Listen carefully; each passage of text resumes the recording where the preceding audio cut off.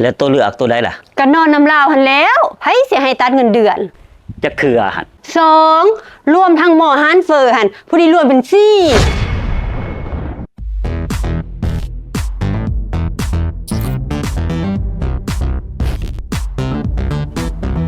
อ้าวจะได้ตัว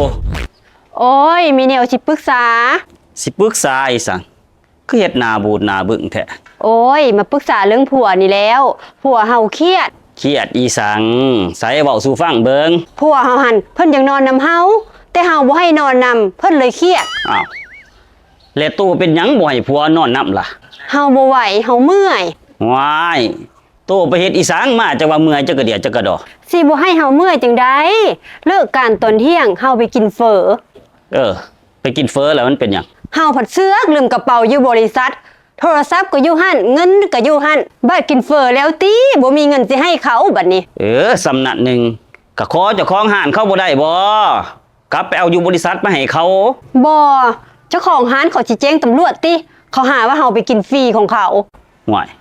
ตัวเฮ็ดจะได้ล่ะบัดนี้เจ้าของห้านเขายื่นข้อเสนอมาว่าจะให้แจ้งตำรวจจับหรือว่าจะให้นอนนำเขาแล้วตัวเลือกยังล่ะก็นอนนำเขาหั่นแล้วไผสิอยากเข้าคุกแล้วมันจะได้ต่อล่ะมันบ่ง่ายบัดนั้นติบ่แม่นเทื่อเดียวเพิ่นฟาดไปฮอด2เทื่อพุ่นมันก็ไปเวียกซะบัดนี้บ้านเฮาไปเวียกซะหัวหน้าก็หายเฮาอีกว่าสิตัดเงินเดือนก็ให้เขาตัดไปสิหลายบ่ซำใดบ่ได้ดอกเฮ็ดเวียกมาเมื่อยบ่เมื่อยสิมาตัดเงินเดือนแล้วตัวเสียจะได้ล่ะบัดนี้หัวหน้าก็ยื่นข้อเสนอมาอีกว่าจะให้ตัดเงินเดือนหรือจะให้นอนนำลาวแล้วตัวเลือกตัวใดล่ะก็นอนนำลาวหั่นแล้วไผสิให้ตัดเงินเดือนจะคือหัน2รวมทั้งหม้อหารเฟอหันผู้ที่รวมเป็น4ปากโถพี่เลือกเนาะก็จังว่าเฮาเมื่อยนี่แล้วเมื่อเฮือนผัวยังสิมาวนมาว่ายนำอีกมันสิไหวบ่ไม่บ่ไหวมันก็จำเป็นต้องไหวเด้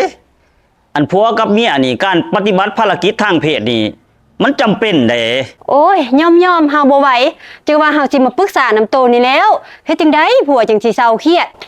ตัวนั้นหันเอาไว้ก่อนเฮาสิยื่นขอเสนอให้โต2ทาง1นี่โตสินอนนำเฮาบ่หรือโตสิเฮาเอาเรื่องนี้ไปบอกผัวโตห่วยมันสิบ่เป็น6บ่บัดนี้ความบันเทิงไร้ขีดจำกัด